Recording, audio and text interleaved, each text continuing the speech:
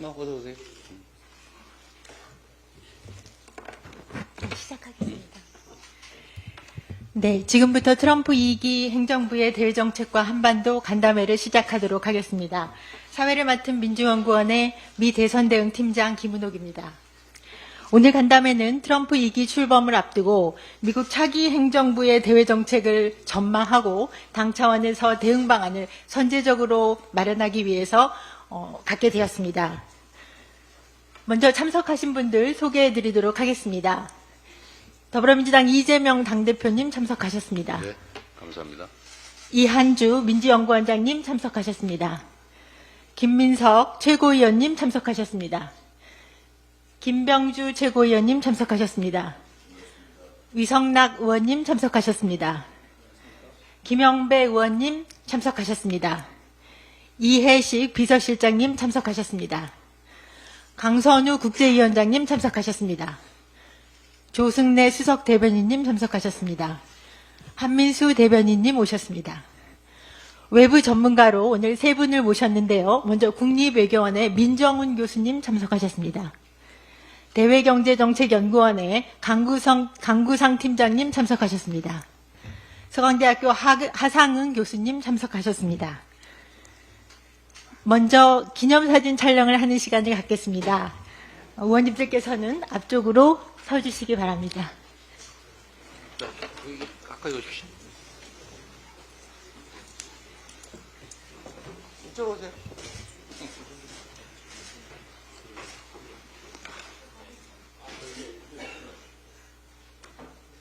우리 강 팀장님 이쪽으로 오세요. 한번 이쪽으로 오세요. 이쪽으로 오세요.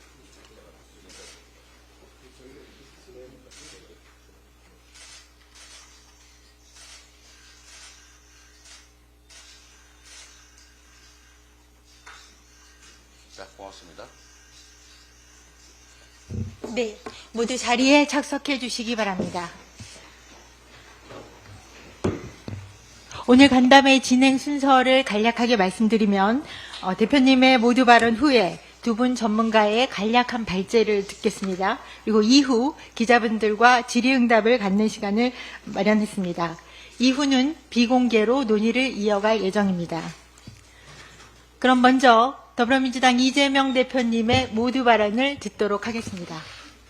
네, 주말인데 많은 분들 참석해 주셔서 감사드립니다. 어쩌다 보니까 오늘이 윤석열 정부 임기 반환점을 돌아서 첫날인 것 같습니다. 미국의 대선이 많은 사람들의 예측을 벗어난 측면도 있고 또 예측대로라는 측면도 있고 어쨌든 끝났고 우리 앞에는 많은 변화가 예상되고 있습니다. 미국 대선에 대한 의견들은 아주 다양하지만 제 입장에서 평가해 본다면 결국 미국 중심주의 또 자국민 우선 그리고 경제 민생 우선 이 정책이 결국 트럼프의 승리를 이끌지 않았느냐라는 생각이 듭니다.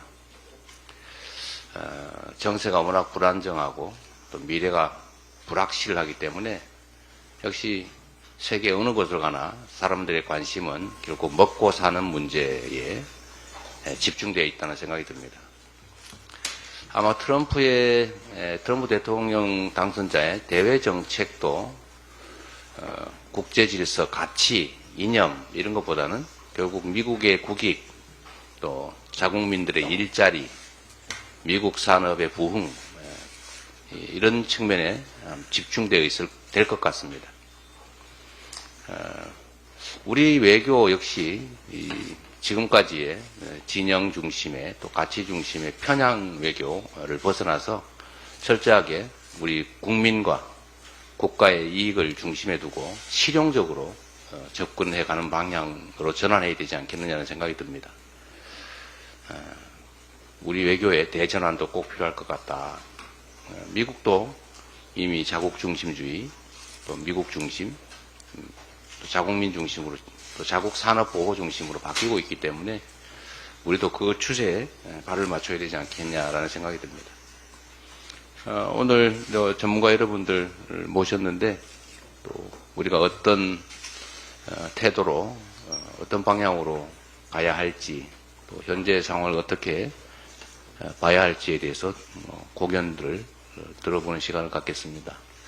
허심탄회하게 의견들 말씀해 주시고 우리도 잘 준비해서 야당으로서 한계가 있긴 하지만 대한민국의 미래나 우리 국민들이 더 나은 삶이 더 밝은 미래가 가능할 수 있도록 최선을 다하겠습니다. 고맙습니다. 네, 귀한 말씀 감사합니다. 다음은 두 분 전문가의 간략한 발제를 듣도록 하겠습니다. 먼저 국립외교원의 민정훈 교수님께서 트럼프 2기 대외정책 전망에 대해 말씀해 주시겠습니다. 예, 안녕하세요. 국립외교원에서 민정훈입니다. 오늘 좋은 자리 불러서 감사합니다.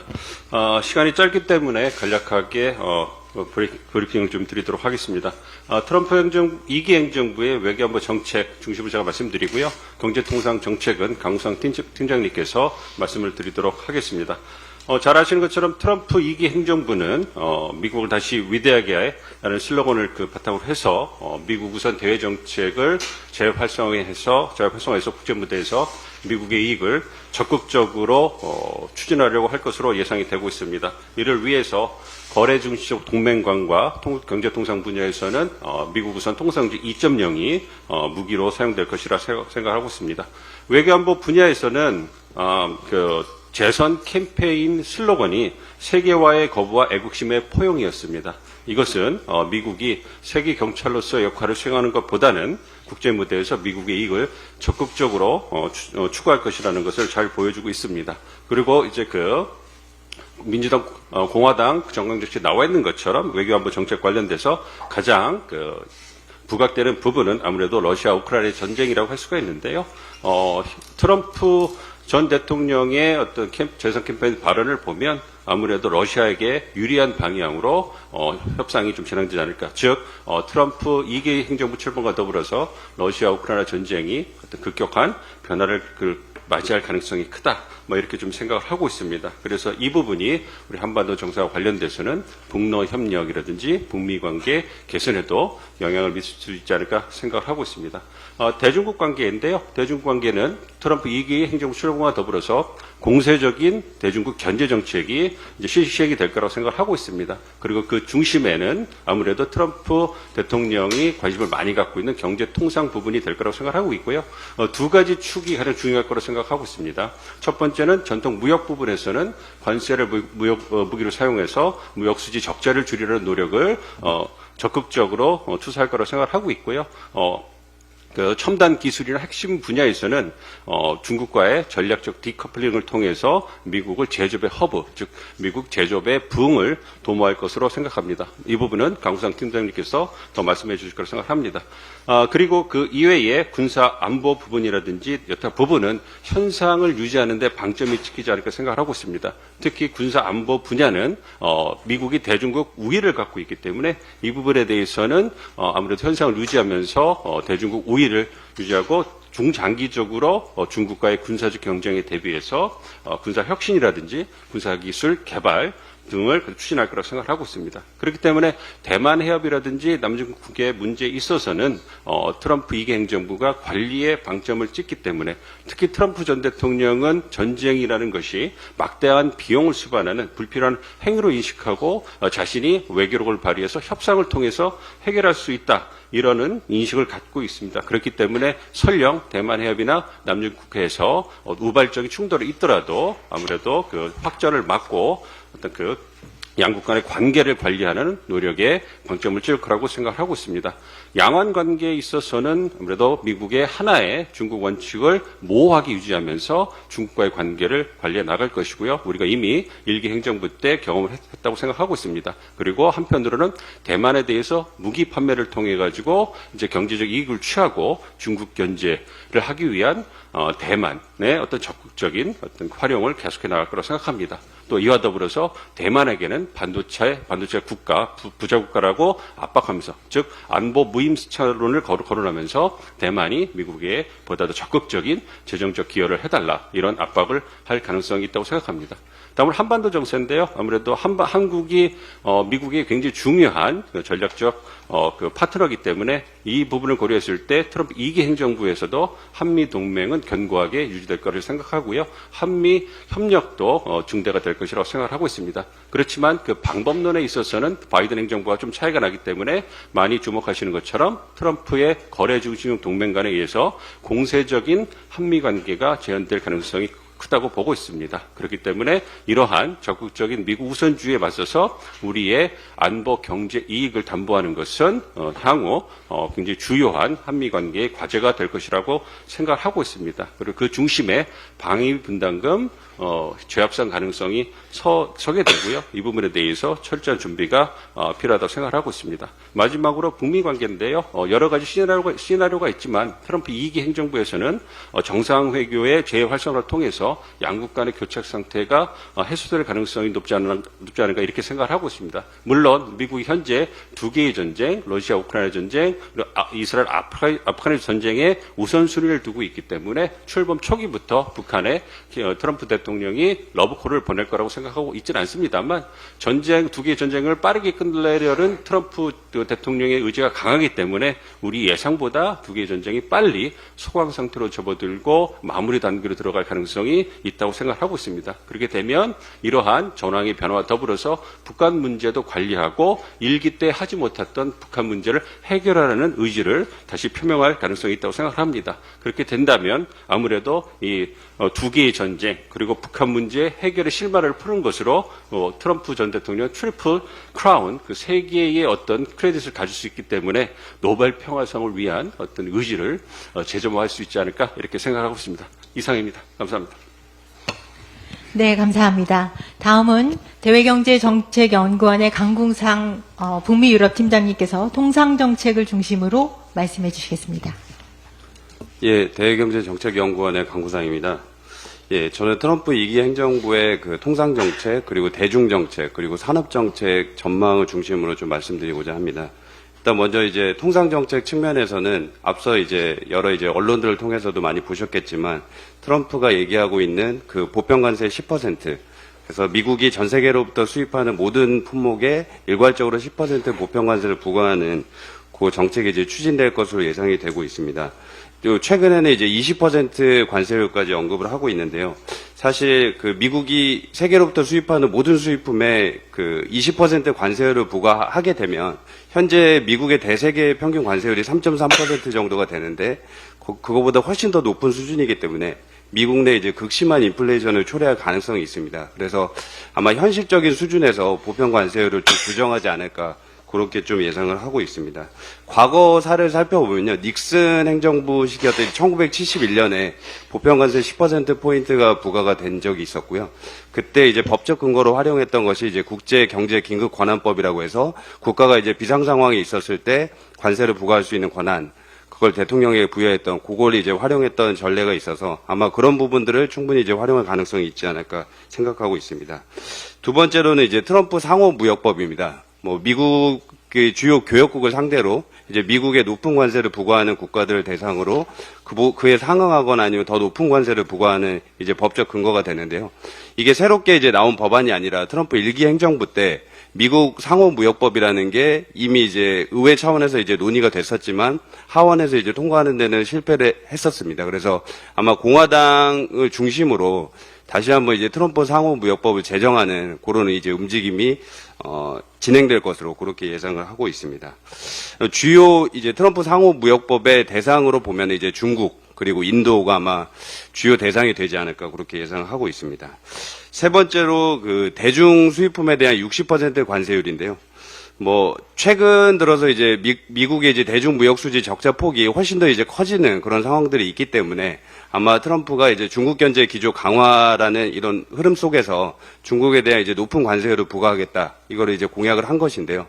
이 일기 행정부 때 경험을 살펴보면 그 2016년 대선 당시에 트럼프가 중국을 상대로 45%의 관세를 부과하겠다고 공언을 한 바 있지만 현실적으로 이제 301조 대중관세 최대 관세율이 이제 25%로 그 결정이 됐다는 점에서 아마 미국 내 그 중국산 제품들이 차지하는 그런 높은 시장 점유율 이런 부분들을 고려했을 때 좀 현실적인 수준에서 25%로 결정을 한 것이다. 그래서 아마 이번 그 2기 행정부에서도 60%까지 가는 거는 저 개인적으로는 조금 어려울 수 있다고 보고요.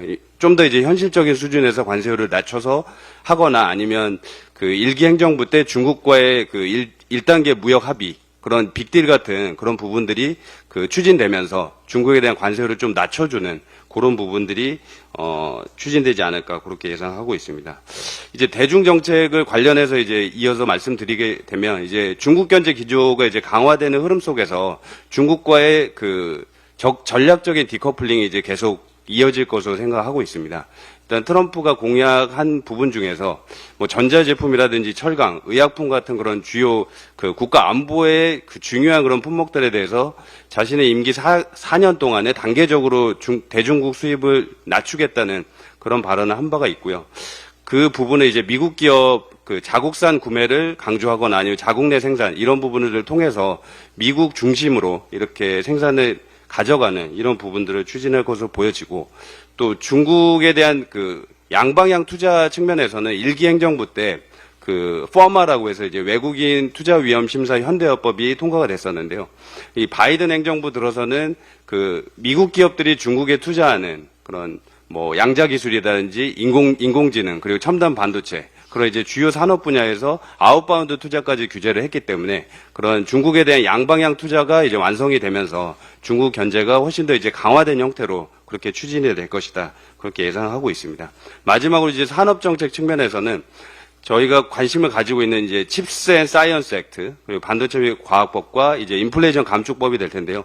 칩스 앤 사이언스 액트는 사실 초당적으로 통과된 법안이기 때문에 트럼프 2기 행정부에서도 아마 그 별 이제 이견 없이 그렇게 추진될 것으로 예상이 되고 있지만 트럼프 개인적으로는 보조금 지급보다는 관세 부과를 훨씬 더 선호를 하고 있기 때문에 그런 그 자국 기업이 아닌 외국 기업을 상대로 보조금을 주는 부분에서는 뭔가 리스크가 훨씬 더 커질 수 있다. 이렇게 말씀드릴 수 있고 IRA 같은 경우는 전면 폐기를 주장하고 있지만 그 의회에서 이제 어떻게 그 전면 폐기를 위한 법안이 통과가 될지 이 부분에 대해 좀 주목할 필요가 있습니다. 현재 상원은 다수당이 이제 공화당이 확정을 지었고 하원도 아마 다수당을 유지할 것으로 예상이 되고 있기 때문에 이 전면 폐기를 위한 그런 그 논의가 이제 이어질 수 있겠지만 아마 공화당에서 그 IRA 재생에너지 투자의 수혜를 받고 있는 그런 주들이 많기 때문에 그 주들의 그 의원들이 반대를 했을 경우에는 아마 하원 차원에서 이게 논의가 좌초될 가능성도 있다. 이렇게 볼 수 있겠고요. 따라서 이제 IRA 그 재생에너지 분야 그리고 전기차 분야에 우리가 투자를 하고 있는 부분에서는 우리가 그 차질 없이 그런 투자를 단행할 필요가 있다. 이렇게 말씀드릴 수 있겠습니다. 예. 네, 감사합니다. 다음은 언론 관계자분들의 질의응답을 받는 그런 시간을 갖도록 하겠습니다. 오늘 간담회 성격상 외신 기자분들에게 먼저 질문을 받도록 하겠습니다. 질문이 있으신 기자분들께서는 먼저 손을 들어주시고 소속과 성함을 말씀해 주시기 바랍니다.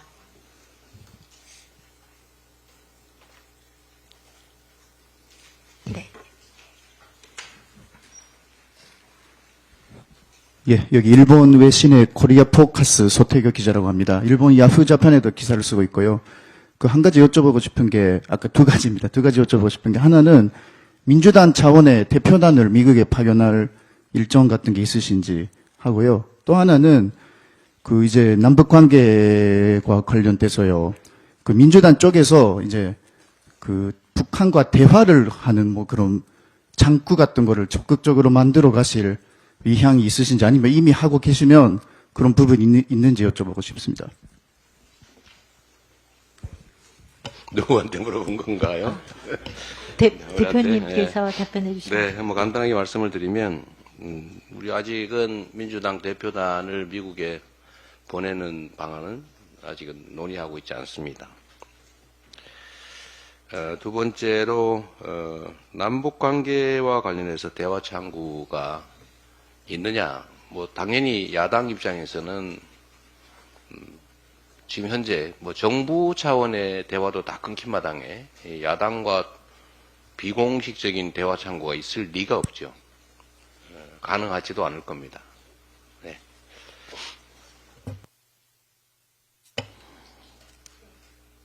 그럼 다른 기자분, 네. 알고 계시겠지만 질문 내용은 미국 대선과 한반도 정세에 국한해서 해주시기를 부탁드립니다. 내년에 일본 요미우리 신문 낙하가라고 합니다. 내년에 트럼프 2기 행정부가 시작하고 그리고 일본 한국 국교 정상화 60주년 해입니다. 근데 민주당 차원에서 일한 관계 지속적인 발전을 위해서 내년 이후는 필요한 것은 무엇이라고 생각하십니까? 이상입니다. 네. 한일 관계는 뭐 아시는 바와 같이 많이 꼬여 있습니다. 이제 정부 차원의 협의나 협상은 잘 진척된 것처럼 보이지만 그게 특히 대한민국 내에서는 국민 다수 의사에 반하는 방향으로 이루어졌기 때문에 외형상은 봉합된 것처럼 보여도 본질적으로 내용상으로는 오히려 갈등과 반발을 더 격화시킨 측면들이 있습니다. 뭐 쉽게 얘기하면 한일 관계가 표면적으로 안정적인 것처럼 보이지만 내면적으로는 매우 불안정하다 이렇게 말할 수 있을 것 같습니다. 한일 관계는 우리는 가깝고도 먼 나라라고 표현되는 것처럼 서로에게 매우 필요한 존재이고 또 서로에게 매우 도움되는 존재가 분명합니다. 저는 한일 관계는, 저는 아니라 민주당은 이 한일 관계는 좀 발전적이고 좀 진취적이었으면 좋겠다 그 생각을 합니다. 과거 문제에 대해서도 거기 매달리는 것이 아니라 필요한 정리를 하고 넘어가는 게 바람직하다라는 생각입니다. 좀 내년은 정말 의미 있는 한 해이기도 한데 한일 관계에서 좀 더 상대를 존중하고 또 좀 더 진지하게 일본 국가 전체 또 일본 국민 그리고 대한민국 국가 전체 또 대한민국 국민의 입장에서 좀 뭐라 그럴까요? 좀 더 합리적이고 피차 간에 모두가 좀 공감할 수 있는 방향으로 가면 좋겠다는 생각이 듭니다.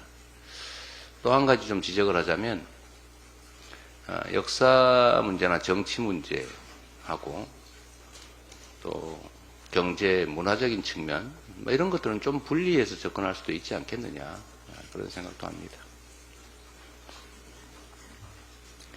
네. 추가로 질문이 있으실까요?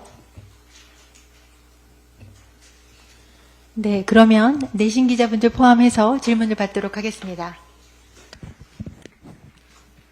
소속과 성함을 먼저 말씀해 주시기 바랍니다. 예, 저 동아일보의 이지훈이라고 합니다. 아까 대표님께서 모두 발언에서 트럼프 대통령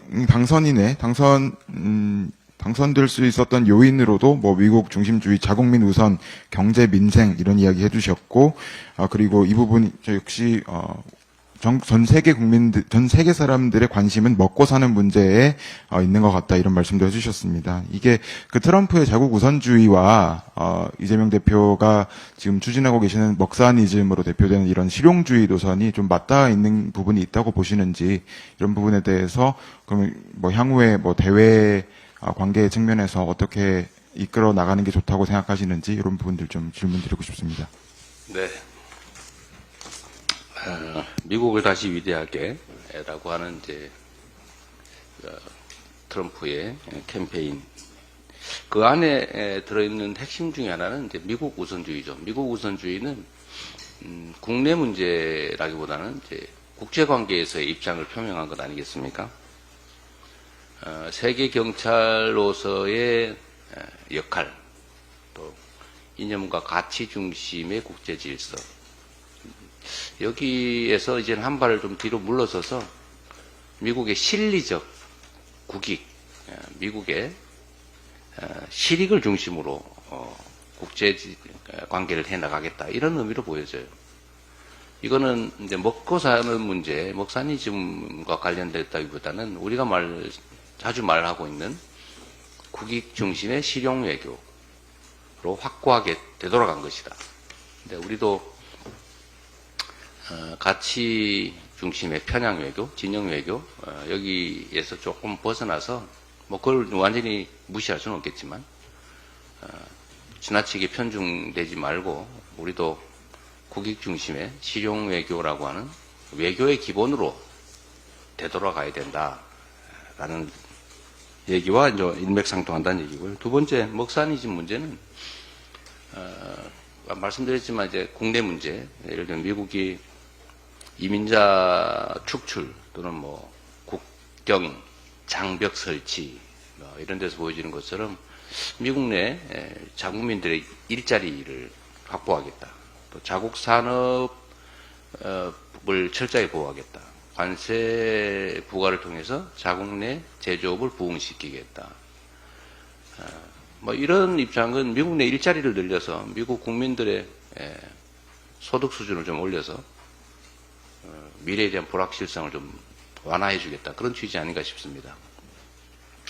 이거는 저는 뭐 전 세계적인 흐름이라고 생각이 되는데 매우 이게 이제 소위 세계화가 진행이 되면서 이 불안이라고 하는 게 전 세계적으로 일종의 감염되게 된 것 같습니다.